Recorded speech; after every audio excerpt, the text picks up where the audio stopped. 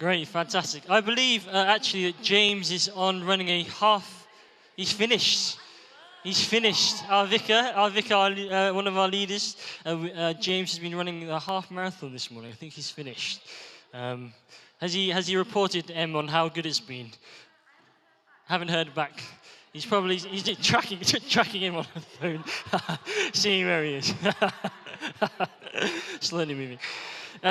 A few years ago, I was in Bolton Way, where I met Beth and her family. But I used to volunteer for a charity called Street Soccer, who helped rehabilitate ex-offenders and people with complex needs back into society through kind of well-being sessions, mentoring sessions, life coaching, football, most importantly. But once a year, because they're a charity, they did this fundraiser called called Soccer 24, which was 24 consecutive hours of one-hour football matches, where the representative team that I was on a couple of years would play against 24 teams over the whole day, billed as the ultimate test of football endurance. Now, I did this a couple of years, and it was absolutely killer. Obviously, you didn't play every single minute. We had some subs, good rotation. But definitely after about hour 8, my legs were feeling really, really crampy. My calves were sore, my quads were tight, my knee was feeling a bit dodgy. It was really painful. And no matter how much I love playing football, it was a pretty tough challenge. 24 hours of consecutive five-a-side football as well, which is quite fast and intense. But you know what kept me going through those times? You know what kept me persevering? Was knowing that it was to raise money for those in need.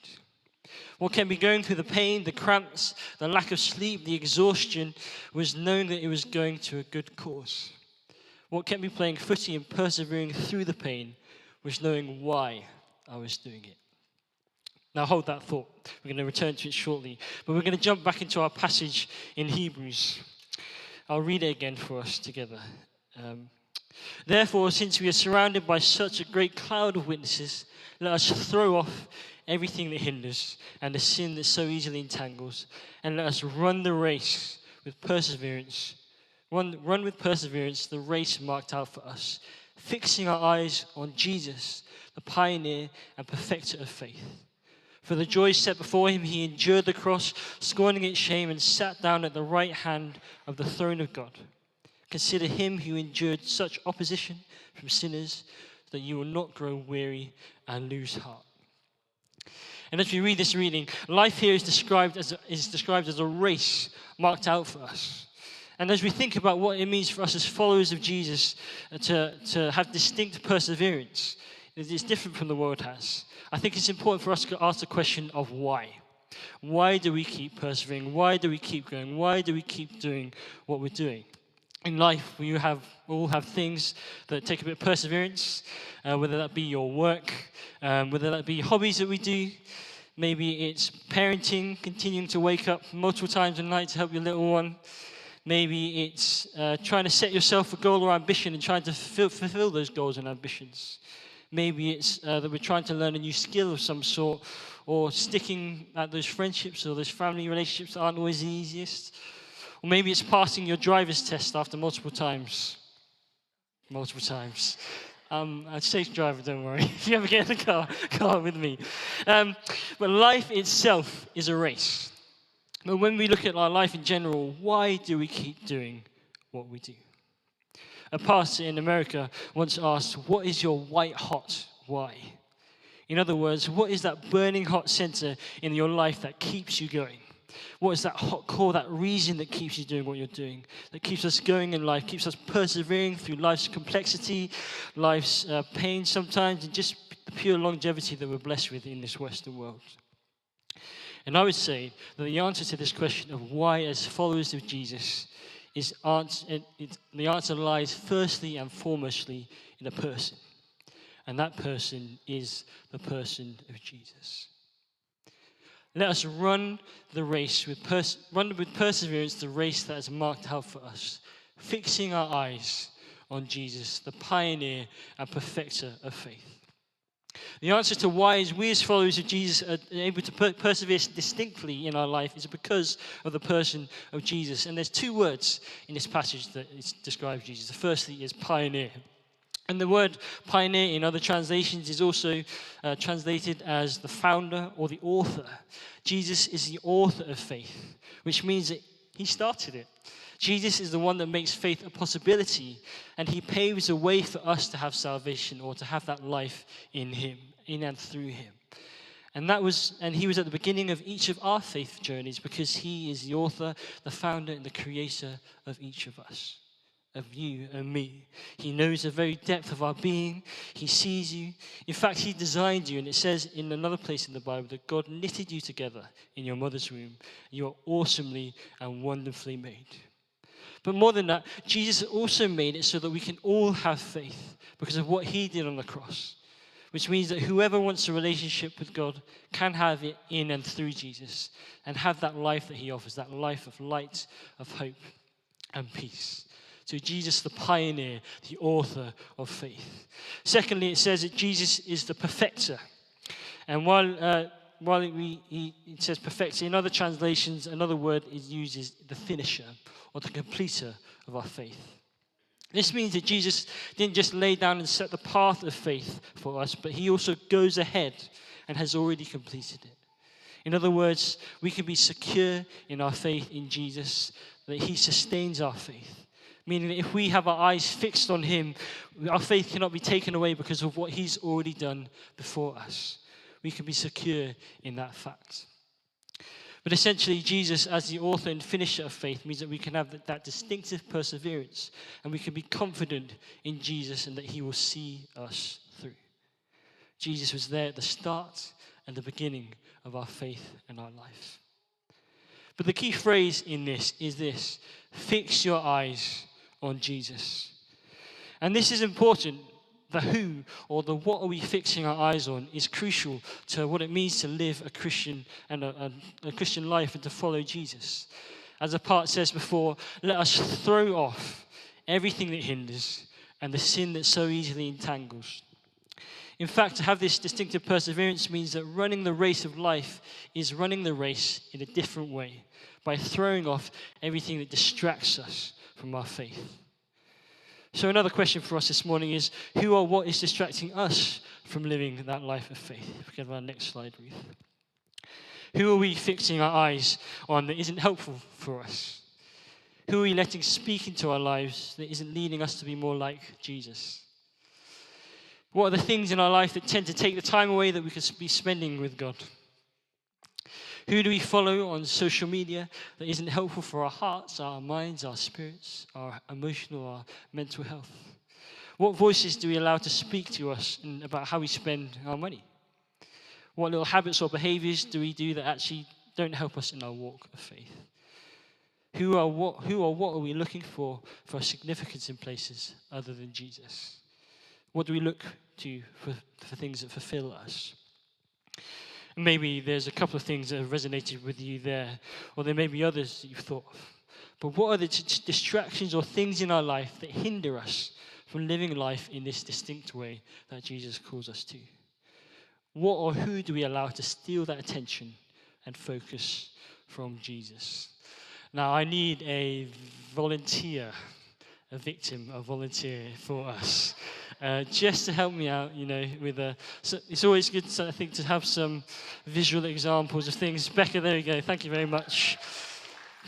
If I can find they've gone missing. They've gone on a run. Oh dear. We'll just pretend they're there. There's some words. It's all right. All right, we'll just go with it. So, as we can, just help us visualize this thing. So, as our starting point with this, I want Becca to come up here, stand here, and just go to the side there, and just face across, and maybe go a bit more sideways, face across, and fix your eyes on the cross, who is Jesus. There we go. Thank you very much. Now, this is actually our natural position as followers of Jesus, the natural way that we were created to be.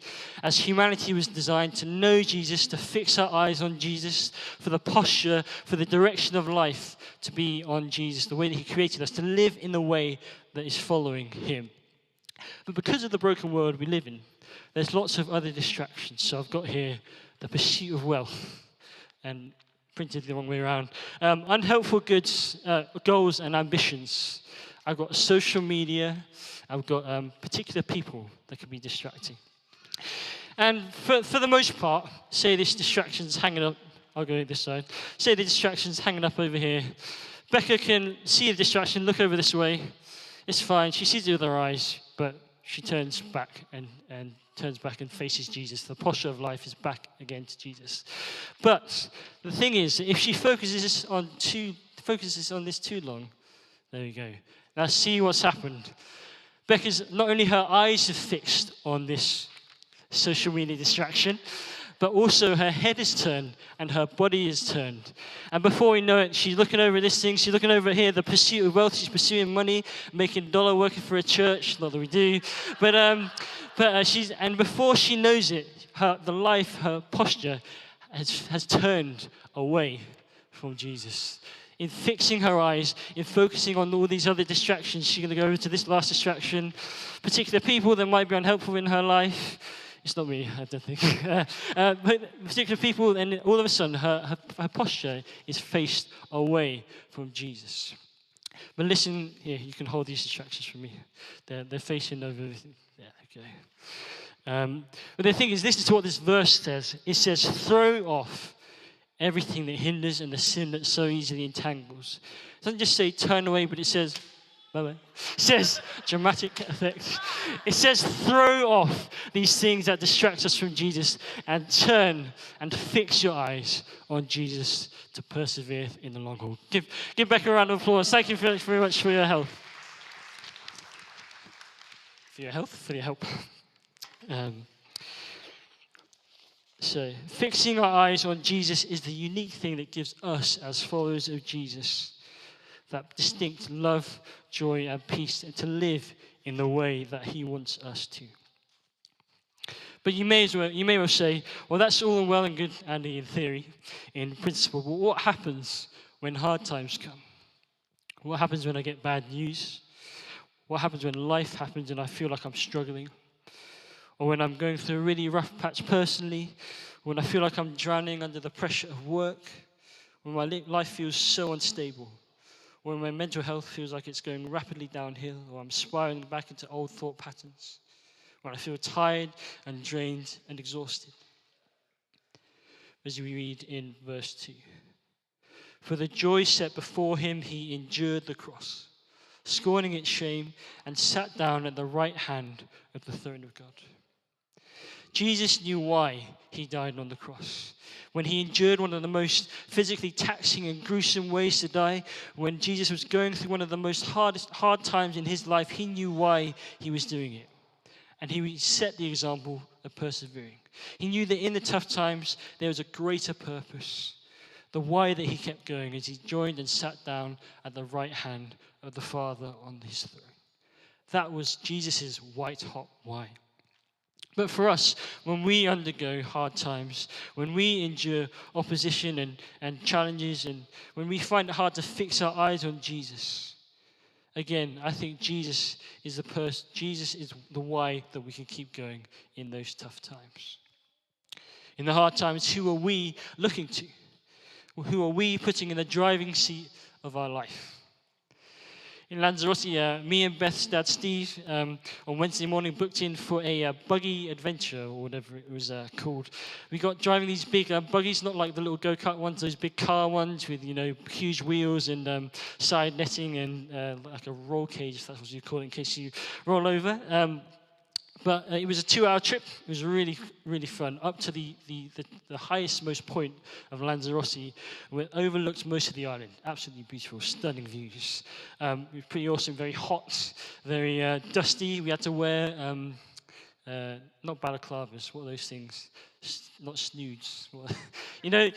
Sneeze, is that from that? Yeah. Those things that like cover your face from all the dust because they were just kicking up dust all over the place. We had to get cleaned off as soon as we got back. We were like caked in a layer of dust. But without commenting too much on my father-in-law's driving, a bit rich from me, I guess, there was definitely points while he was driving where I didn't quite feel the safest. For example, even though they had these big, huge, grippy wheels, we were going down a bit of the mountain and veering either right or left, right next to a cliff edge, I might add, where he would put on the gas. He likes F1. He's a bigger racing driver, and he would kind of speed around and pretend like he was in these big rally cars. And I was thinking, if those brakes don't work, or if we hit a rock, or if we don't quite turn quick enough, no more Andy and Steve. It was a little scary, to be honest, but I'm glad we made it back, because it was definitely risky at some points. But who do we put in the driving seat of our lives? In the hard times when challenges come, who do we trust to help us persevere? Who guides us? Who or what keeps us going? We follow a trustworthy God. But what helps us to not grow weary and to lose heart is to trust and abide in Jesus. I'm going to read another part in another bit of the Bible in a section called John, where Jesus is talking to his followers, his disciples. He says this: "Remain in me as I also remain in you. No branch can bear fruit by itself, but must remain in the vine. Neither can you bear fruit unless you remain in me. I am the vine, you are the branches. If you remain in me and I in you, you will bear much fruit. Apart from me, you can do nothing. If you do not remain in me, you are like a branch that is thrown away and withers. Such branches are picked up, thrown into the fire, and burnt. If you remain in me and my words remain in you, ask whatever you wish, and it will be done for you.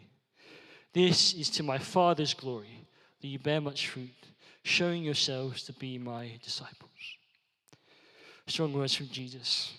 But there's something I love about this analogy here, that is the remaining or the abiding in Jesus, that helps us to bear fruit or to live the life that God has called us to. There's something about the way that the branch is attached to the vine in its closeness, in its dependency, in its intimacy, that I think helps us here as we think about what it means to persevere in faith. Ultimately, as followers of Jesus, we are attached to Jesus, who is eternal, who is everlasting, who is our ever-present help at time of need, who is our creator, our maker, who is trustworthy, who we can trust and rely on.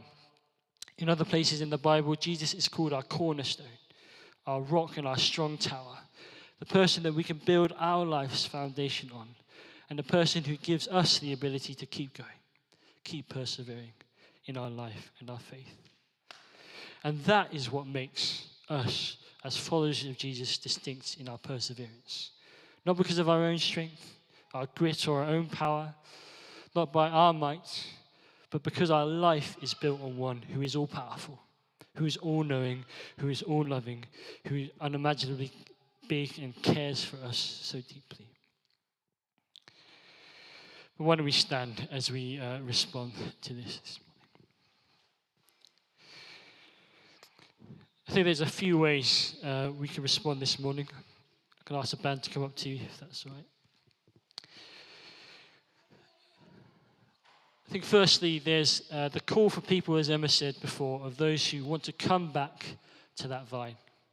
Come back to Jesus. Come back to the one who loves us, the one who cares for us, the one who is our rock and our foundation and our cornerstone. Secondly, I think there's maybe a call for people who know, as I was talking about those distractions, who know the things that are maybe getting in the way of your life and your faith with Jesus. Maybe they're not what I've listed, but as soon as I was saying that, you kind of, that I need to get rid of that. I need to throw that off so I can walk in the life and faith that Jesus has called me to. And thirdly, I think in the verse it said in the beginning, we are surrounded by a cloud of witnesses. It means we do not do this journey of faith alone. We do it with our church family, with our brothers and sisters here. And I think that there's a third for those who want to be those people that help others keep going, who help others persevere, who are encouraging, who care for people, who love people well. So as the band start playing, I think it'd be great just to spend a moment just with ourselves and God.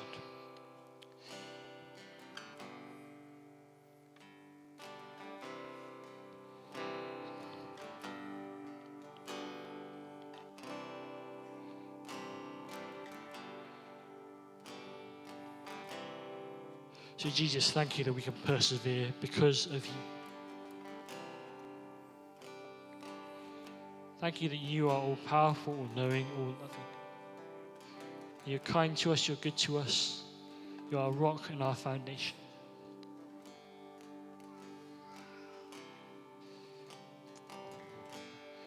Jesus, just stir in me the response for this morning.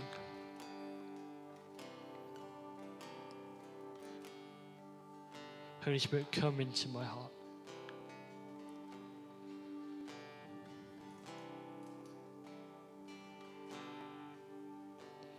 Again, there's those three responses, I think.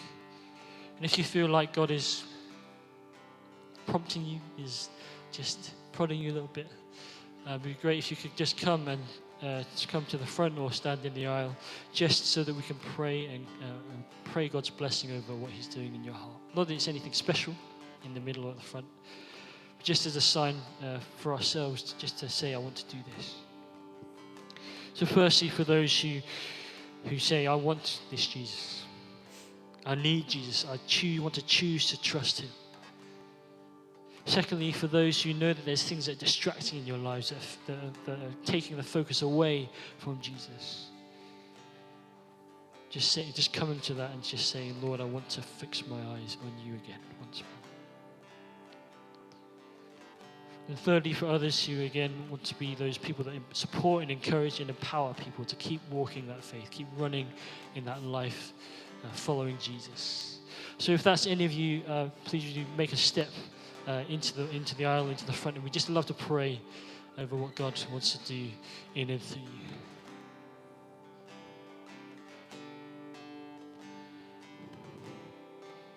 So I encourage you just to come forward.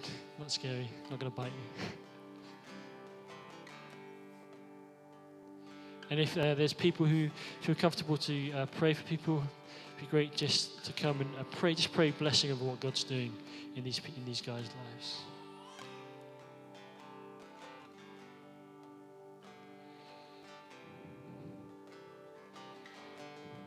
Lord, I want you, I need you.